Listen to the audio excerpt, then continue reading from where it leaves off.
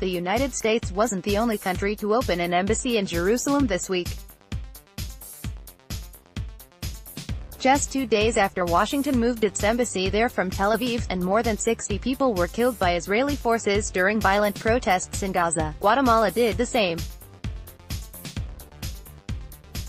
It's not the only Latin American country to announce plans to move its embassy to Jerusalem. Paraguay said earlier this month that it would do so by the end of May, and Honduras's legislature backed a move in a vote last month.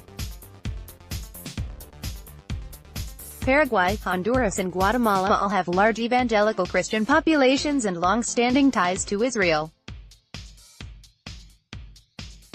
But it's likely that their decisions are intended to get the attention of, and help from, the United States.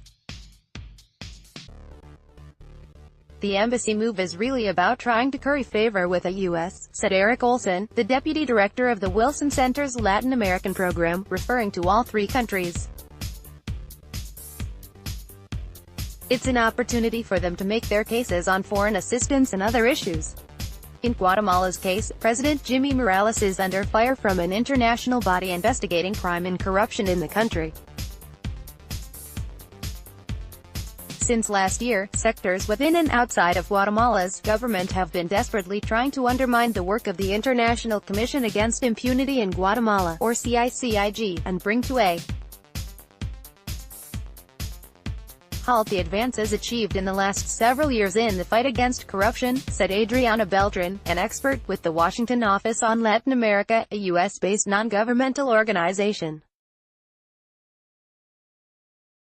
To the dismay of the United States, which backs the commission along with the United Nations, Morales has resisted CICIG's efforts to investigate his campaign finances and some of his own family members. Morales may be attempting to curry favor with the Trump administration and pour oil on troubled waters. Trump's support could help Morales preserve crucial foreign assistance and trade ties to the United States. Guatemala, a country where more than 50% of the population lives in poverty, according to the U.S. Agency for International Development, has also long been financially dependent on the United States.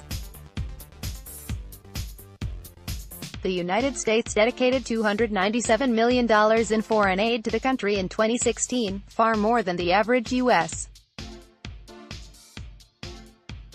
contribution to regional economies, and about a third of Guatemalan exports go to the United States. Losing that access or aid could destabilize Guatemala to an extent that would threaten Morales' grip on power.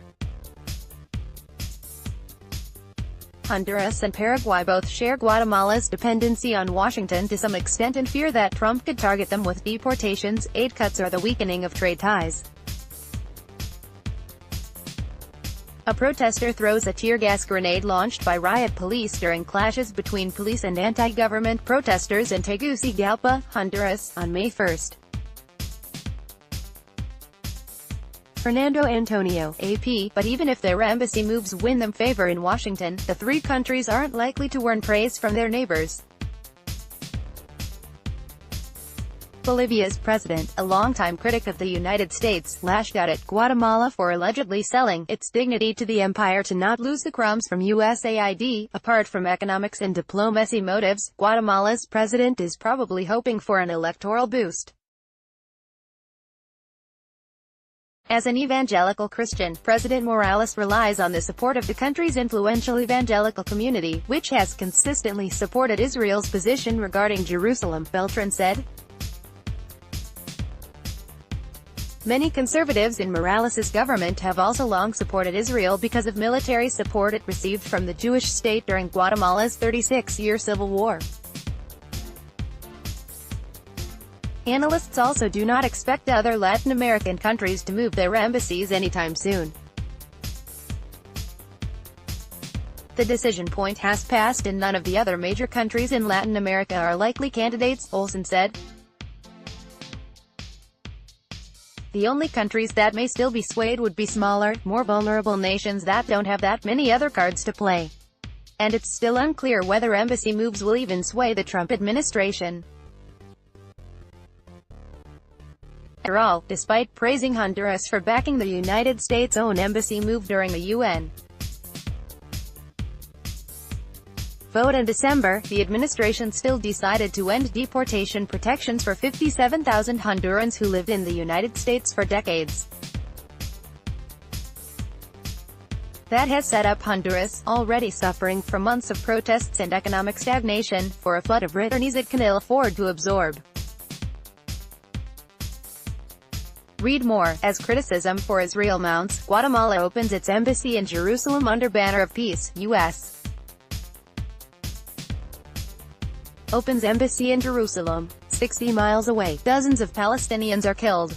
Trump administration ends protections for 50,000 Hondurans living in U.S. since 1999.